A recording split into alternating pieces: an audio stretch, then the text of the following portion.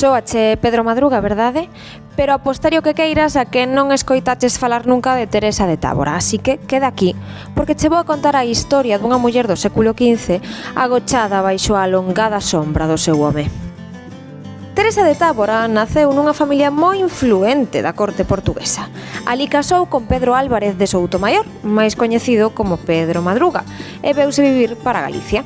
Como el andaba sempre fora, metido de liorta en liorta, era ela a que tiña que xestionar as propiedades, a que tiña que impartir a xustiza señorial, estas cousas de antes. Pero non só iso, porque ela tiña nome propio, era moito máis que a muller de.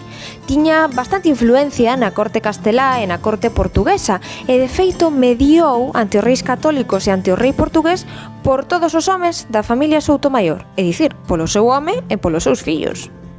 Pero Teresa de Tábora tamén tiña coñecementos bélicos e militares. Foi ela quen liderou a defensa das Torres de Pontevedra en 1477 contra os homes de Alonso II de Fonseca, o arcebispo de Santiago, que estaban asediando a fortaleza.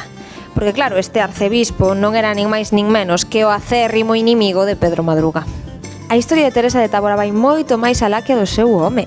Cando ela queda viúva, vai viaxar por toda a península ibérica acompañando a outras nobres e incluso irá ata os Países Baixos formando parte do séquito que acompaña a Xoana I, a mal chamada a Tola, para que case co arquiduque. E agora dime ti, a ver como é posible que non coñezas a historia de Teresa de Tábora.